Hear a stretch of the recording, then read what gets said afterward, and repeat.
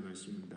우리 원래는 1절부터 30절까지 다 읽어야 되는데 여러분들 또 읽어 오셨다고 제가 가정을 하고 1절부터 15절까지만 우리 같이 읽어보았습니다. 사사기 맨 마지막 구절인 21장 25절은 이렇게 끝이 납니다.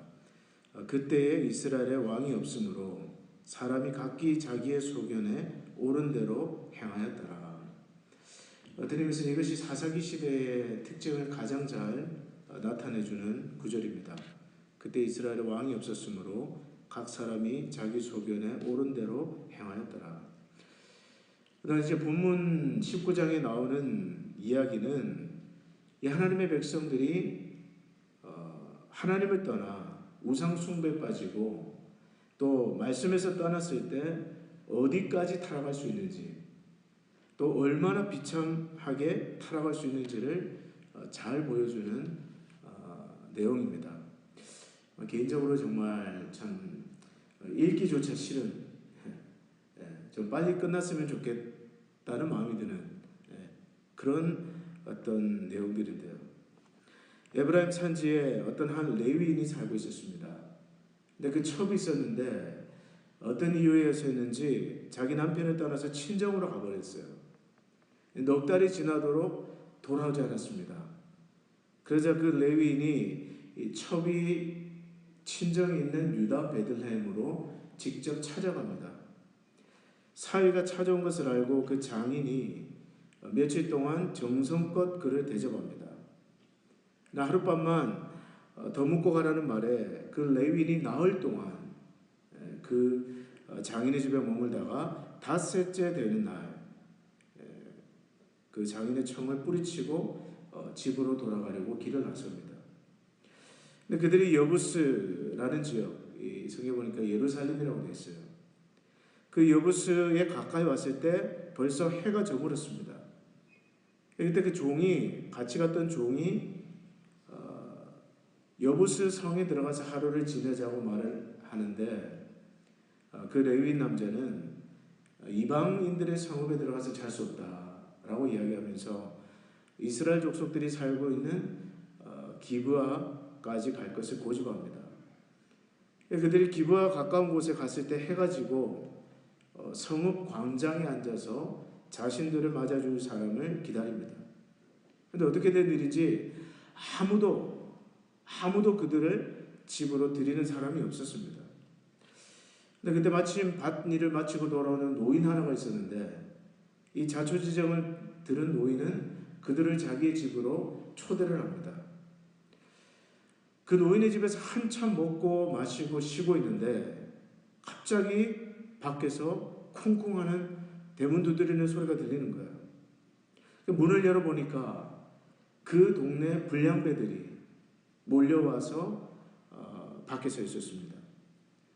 그 불량배들은 노인에게 자기의 집에 들어온 그 남자를 끌어내라고 다그칩니다. 노인은 자기 처녀딸과 그 사람의 첩을 줄 테니 자기 손님에게는 제발 그런 수치스러운 일을 행하지 말라 애원을 하지만 그 불량자들은 듣지 않습니다.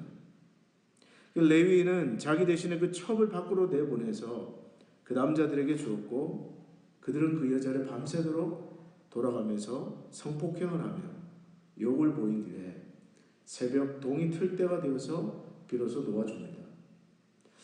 이제 동이 트고 그 레위 남자가 자기 길을 나서려고 문을 여는데 보니까 그 문지방에 자기의 첩이었던 그 여자가 쓰러져 있는 거예요.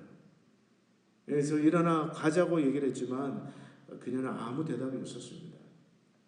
이 레위인은 그 여자를 나귀에게 싣고 자기 집으로 돌아가서는 돌아가자마자 그 여인의 시신을 12덩이로 나누어서 이스라엘 각 지파에게 보냅니다.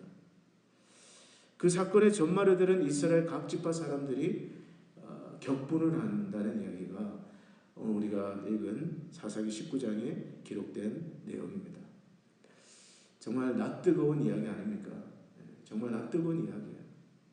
오늘 사사기 19장은 하나님을 떠나서 우상을 숭배하고 말씀에서 떠나서 각자 자기 소견에 옳은 대로 행하는 백성들이, 하나님의 백성들이 얼마나 비참하게 타락할 수 있는지 생생하게 보여줍니다.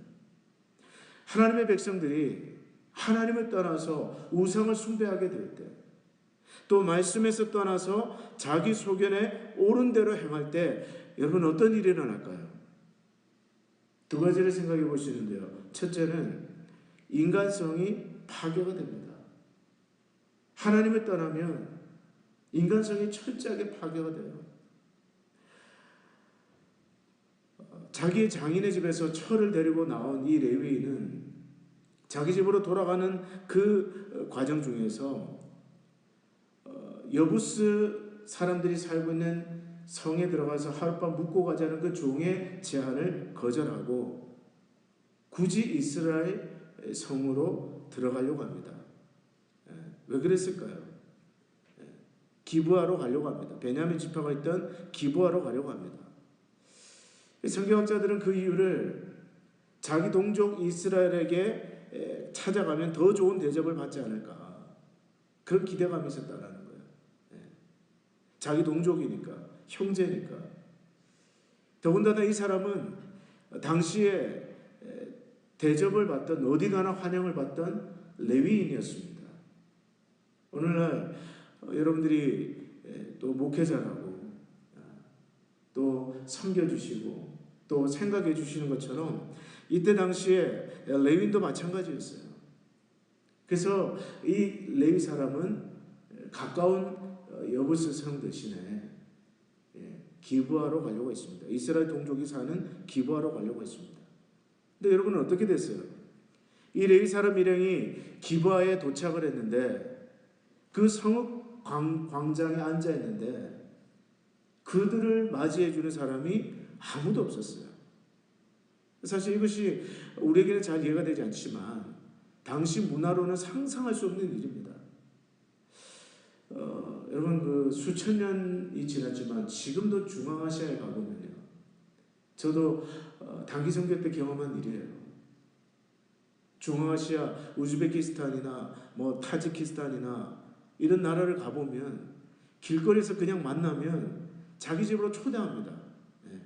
자기 집으로 초대해서 그 손님을 자기 집에 모셔가지고 염소도 잡고 양도 잡고 정말 정성껏 대접해요. 그 여러분 우즈베키스탄 같은 유목민족들에게 그런 말이 있습니다. 메흐몬 오땀단 울룩. 무슨 말이냐면 메흐몬 손님은 오땀 아버지분 오땀단 울룩 손님은 아버지보다 위대하다. 그런 문화가 있어요.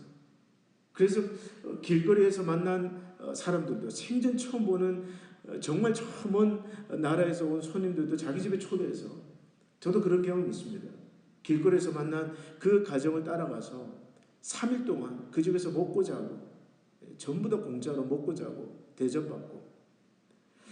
근데 여러분 지금도 그런 문화가 그 지역에 있는데 하물며 수천 년 전에 성경시대에 오죽했겠어요.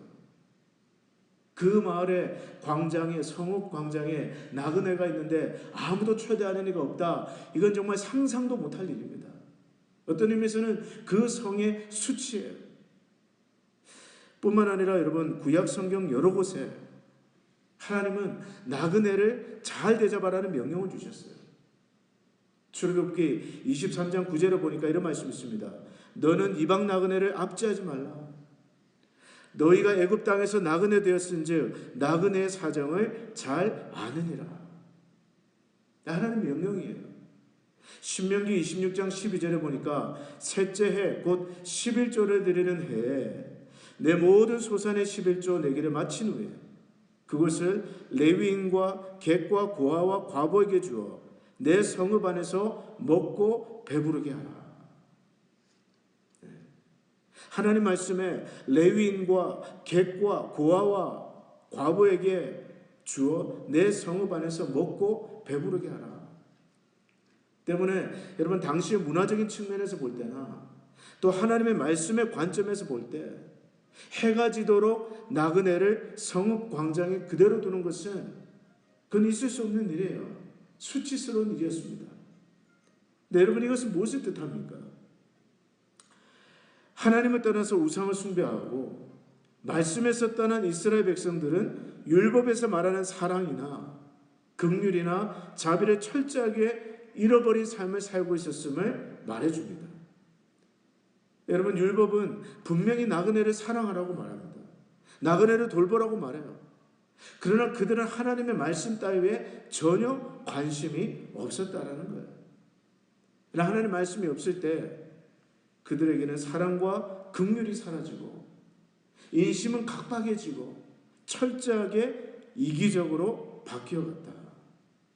그런 점에서 곧 인간성의 파괴가 일어났다고 보는 것입니다. 이건 비단 사사기 시대의 몇몇 사람들의 이야기가 아니에요. 그 시대 전반적인 모습이었습니다. 여러분, 인간이 언제 가장 인간다워질까요? 인간은 하나님을 알고 하나님을 사랑할 때 가장 인간다워집니다. 제가 전에도 한번 그런 말씀 드렸는데요. 어떤 목사님이 아내들을 향해서 그렇게 이야기를 했습니다. 여러분, 남편이 사업에 성공하기를 위해서 기도하지 마시고 신앙에 성공하기를 위해서 기도하십시오. 왜 그러냐? 보니까 사업에 성공하면 집을 잘 안 들어오는 거예요. 집을 잘 안 들어오는 거예요. 또 심지어 바람을 피우는 겁니다. 신앙 없이 사업에 성공하니까 딴짓을 한다는 거예요. 그런데 여러분, 신앙에 성공하면 어떻게 됩니까? 나갔던 집도 다시 돌아옵니다. 신앙에 성공하면 그렇게 됩니다. 그래서 저는 굉장히 일리가 있는 이야기라고 생각해요.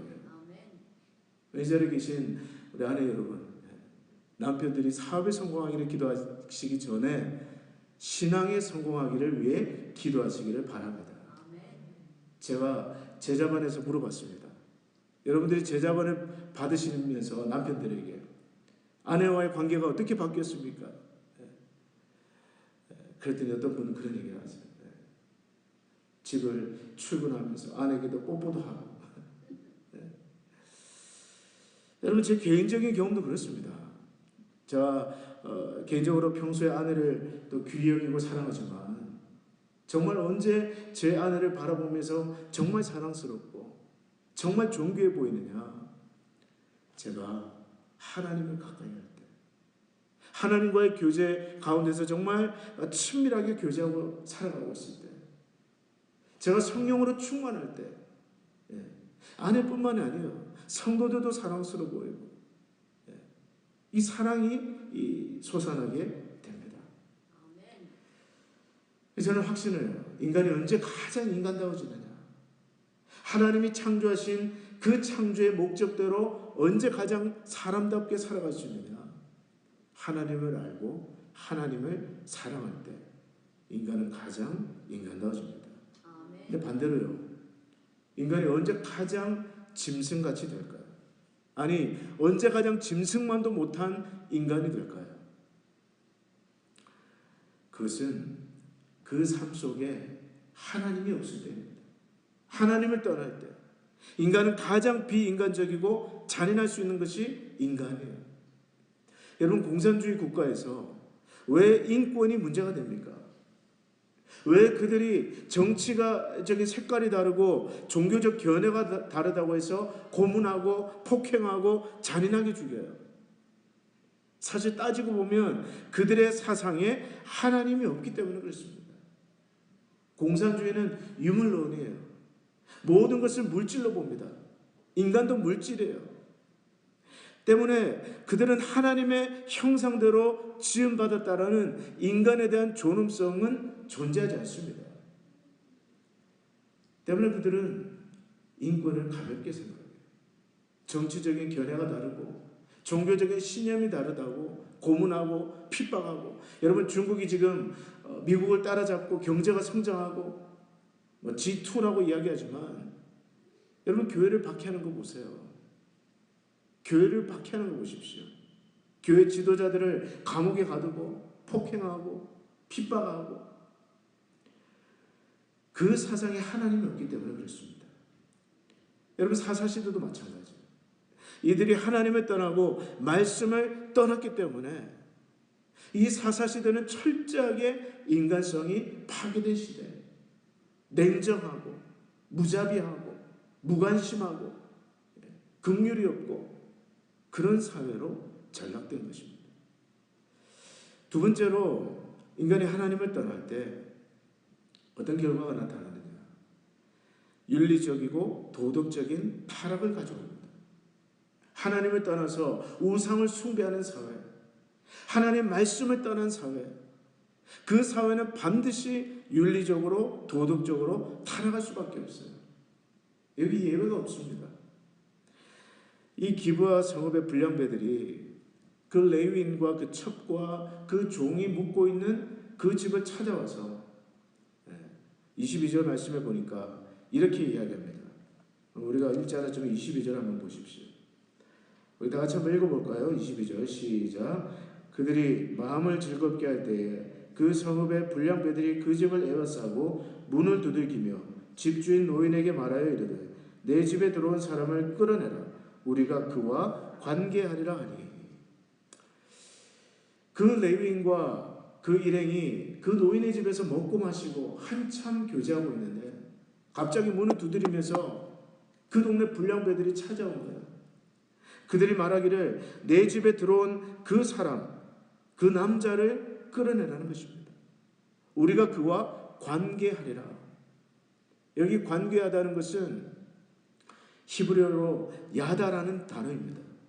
창세기 4장 1절에 이 단어가 나오는데요. 창세기 4장 1절에 보니까 아담이 그의 아내 하와와 동침하며 하와가 임신하여 가인을 낳고, 이 구절에서 아담이 그의 아내 하와와 야다하며, 야다 무슨 뜻이에요? 동침하며, 동침하며 성관계를 한다는 뜻입니다. 여러분, 무슨 뜻입니까? 지금 이 기브와 성 사람들, 이 불량배들이 몰려와서 당신 집에 들어간 그 남자를 끌어내라는 거예요. 우리가 그와 성적인 관계를 맺겠다는 겁니다. 그 남자 누굽니까? 레위인이에요. 레위인. 여러분, 정말 참 말이 안 나오죠. 말이 나오지 않습니다. 가나안을 정복하고 그것을 하나님의 나라로 만들려고 하는 그 명령을 받은 이스라엘이 오히려 철저하게 반대로 가나안화 되고 있는 모습을 보여주는 거예요. 그 가나안 땅에 사는 족속들의 문화를 받아들이고 타락한 문화를 받아들이고 거기에 젖어서 물들어 있음을 보여줍니다. 이것이 여러분 사사시대의 모습이었어요. 하나님을 떠난, 하나님의 백성들이 하나님을 떠나고 우상을 섬기고 말씀에서 떠났을 때 윤리적으로 도덕적으로 그들은 끝없이 추락하고 타락할 수밖에 없었습니다. 그리고 그것은 결과적으로 하나님의 진노와 심판을 불러온다는 거예요. 저는 우리 자녀들이 살아갈 이 미국을 생각하면 한편으로는 이 미국에 산다는 것이 감사하지만 정말 참 심히 걱정이 많이 됩니다. 왜 걱정이 되느냐? 여러분, 이 미국의 시대 정신은 포스트 모더니즘이에요. 많이 들어보셨을 거예요. 포스트 모더니즘. 이건 무슨 말이냐? 상대주의입니다. 쉽게 말해서 네가 믿는 것이 진리라는 거예요. 그것이 포스트 모더니즘입니다. 당신이 믿는 것이 진리다. 그렇기 때문에 이 시대는요, 절대 진리라는 것이 없습니다. 불과 100년 전만 하더라도 우리가 사는 세상, 이 모던 시대에는 교회를 다니는 사람이나 교회를 다니지 않는 사람이나 공통적으로 동의하는 가치 기준이라는 것이 있었어요. 동성애 문제도 마찬가지죠. 모든 사회가 보편적으로 받아들이던 기준이라는 것이 있었습니다. 그건 안 돼, 그거는 안 돼 라고 하는, 교회를 다니든 교회를 다니지 않든. 그러나 여러분 지금은 아니에요. 그 선이 없어졌습니다. 무너졌습니다. 지금은 무엇이냐? 네가 믿는 것이 진리다. 진리가 따로 있는 것이 아니다.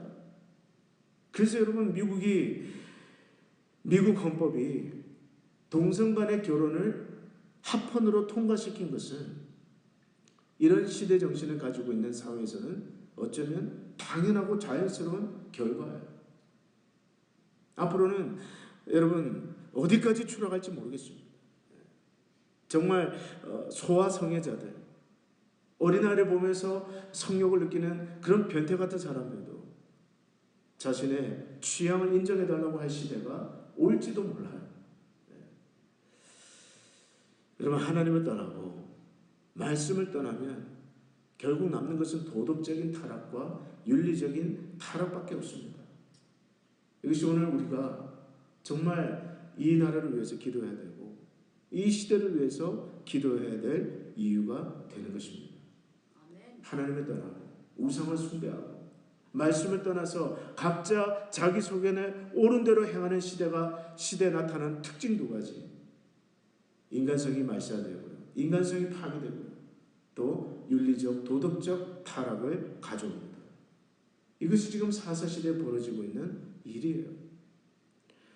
그렇다면 마지막 세 번째로 오늘 우리는 어떻게 해야 되겠습니까? 이 사사시대 어두운 역사를 읽으면서 저와 여러분은 어떤 교훈을 받아야 되겠어요? 무엇을 적용해야 되겠습니까? 오늘 저와 여러분은 하나님의 말씀으로 돌아가야 됩니다. 이 말씀을 끝없이 가르치고 이 말씀을 끝없이 배워야 돼요. 왜 그렇습니까? 왜 말씀을 배워야 됩니까? 오늘 저와 여러분이 하나님 말씀을 들어서 뭘 어떻게 하자는 거예요? 여러분 설교를 왜 들으십니까? 교회에서 양육을 왜 받으세요? 목적이 무엇입니까? 우리는 그걸 잘 알아야 돼요. 목적은 하나님의 말씀을 배워서 우리는 여호와를 경외하기를 배워야 되는 거예요. 그래서 여러분 말씀에 보니까 지식의 근본은 무엇이냐? 여호와를 경외하는 것이다. 이 말씀을 배워서 하나님이 무엇을 기뻐하시는지 혹 무엇을 미워하시는지 그걸 알아야 된다는 거예요. 그래야 하나님이 주시는 복된 삶을 살 수 있다는 것입니다. 요즘 제가 말씀을 묵상하면서 또 우리 교회를 사역하면서 정말 저에게 계속해서 하나님이 주시는 깨달음이 있습니다. 정말 큰 울림이 있어요. 제 양육반에서는 그런 이야기를 몇 번 했는데요. 두 가지입니다. 첫째는 말씀의 교육은 한 번으로 끝나서는 안 된다는 거예요. 우리 교회에서 1대1 양육을 하고 또 제자반 사역을 하고 있지만 그러나 하나님의 말씀을 배우는 것은 한 번으로 끝나면 안 된다는 거예요. 끝없이 배워야 된다. 죽을 때까지 배워야 된다. 평생을 배워야 된다. 그 첫 번째 감동이고요. 또 두 번째는 모든 세대가 하나님 말씀을 배워야 된다는 겁니다. 열심히 있는 몇몇 뿐만이 아니에요. 여러분 오늘 밤에 잘 나오셨는데 나오신 여러분들 정말 감사한데 사실 이 말씀은 여러분만 들어서는 될 말씀이 아닙니다. 모든 세대가 정말 연로하신 성도님들이나 우리 에녹회 어르신들이나 우리 자녀들까지 모든 세대가 끊임없이 말씀을 배워야 됩니다. 어떻게 하면 그런 교회를 만들 수 있을까요? 어떻게 하면 그런 교회를 만들 수 있을까요? 그것이 지금 기도 제목이에요. 오늘 새벽에도 그것을 위해서 기도했습니다. 하나님, 어떻게 하면 우리 교회가 말씀을 평생토록 배우고 가르치는 그런 교회가 되겠습니까? 역대하 17장에 보니까 여호사밧이 왕이 되고 난 다음에 3년이 되었을 때 그가 한 일이 있습니다. 그 백성들의 방백들과 레위인과 제사장들을 세워서 그들을 유다 여러 성읍들로 보냅니다. 그 역대하 17장 9절에 보니까 이런 말씀이 있어요. 왕의 보냄을 받은 그들이 여호와의 율법책을 가지고 유다에서 가르치되 그 모든 유다 성읍들로 두루다니며 백성들을 가르쳤더라. 무슨 말입니까? 여호사밧이 왕이 되어서 방백들과 지도자들과 레위인과 제사장들을 세워서 그들은 이 여호와의 율법책을 들고 가서 유다 모든 성읍 한 성읍도 빠짐없이 이 여호와의 율법책을 가지고 가서 백성들에게 하나님의 말씀을 가르쳤다라는 거예요. 왜 가르쳤을까요? 무엇을 위해서요? 여호사밧은 이스라엘 백성들이 수치를 당하고 모욕을 당하고 비참하게 된 것이 하나님을 떠났기 때문이라고 보았습니다. 여호와를 경외하는 일에 실패했기 때문이라고 보았어요. 왜 실패했느냐?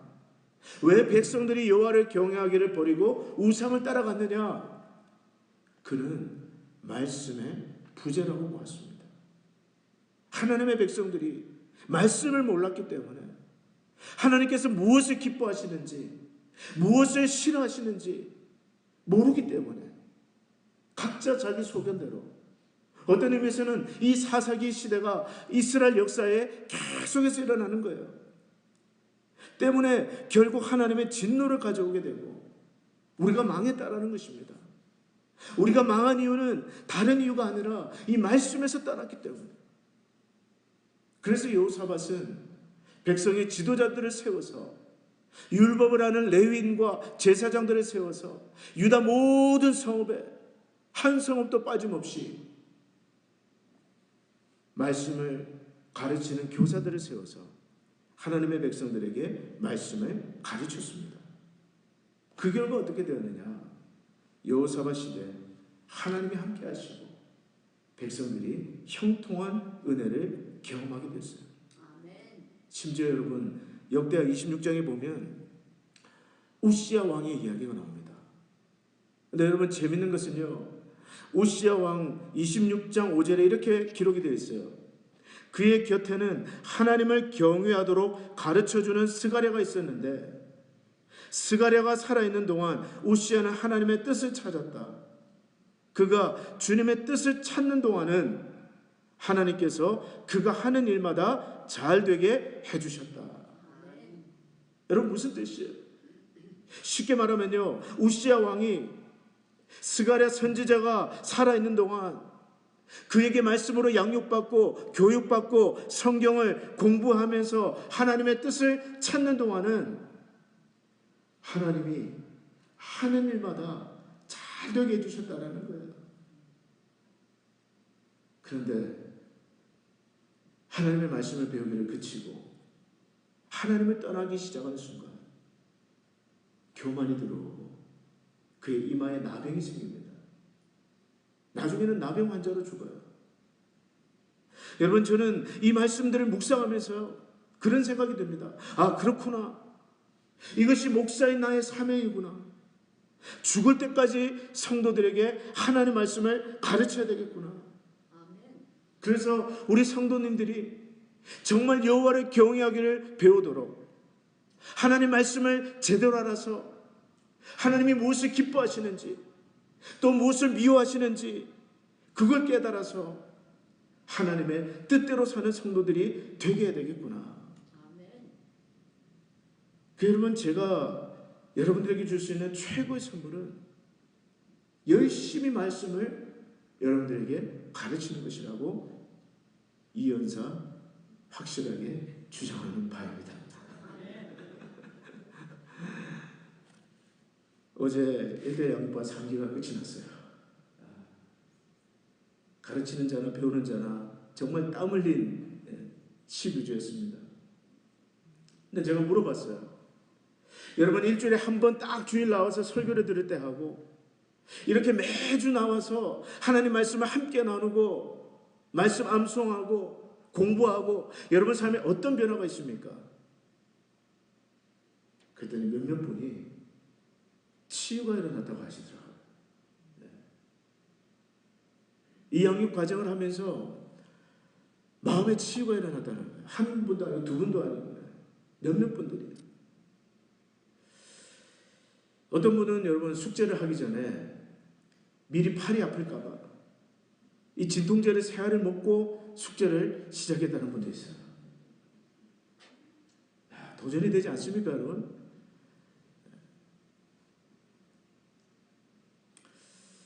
여러분 정말 감사해요. 제가 그런 분들을 보면 정말 감사합니다. 오늘도 새벽에 나와서 지금 이 시간까지 제가 집을 못 들어가고 지금 사역을 하고 있는데 그렇게 바쁘지만 정말 감사해요. 정말 감사합니다. 목회가 이렇게 감사해도 되나? 여러분 제가 1:1 양육반이든 제자반이든 강조하는 것이 있습니다. 미국 사람들은 졸업식을 그레이주에이션이라고 하잖아요. 제가 지난주 토요일 날도 UNR 졸업식에 갔다 왔는데 윈터 그레이주에이션 순서지를 보니까 윈터 커맨스먼트라고 되어 있어요. 이 커맨스먼트의 뜻이 뭐냐? 비기닝이라는 뜻입니다. 시작이라는 뜻이에요. 무슨 말이에요? 대학 졸업했다는 것이 끝이 아니라는 얘기입니다. 그때부터 시작이라는 뜻이에요. 너희들 지금부터 시작이라는 뜻입니다. 그게 졸업장의 의미예요. 그래서 제가 말씀드립니다. 제자반을 마친 분들, 1:1 양육을 마친 분들에게 말씀을 드려요. 이게 끝이 아닙니다.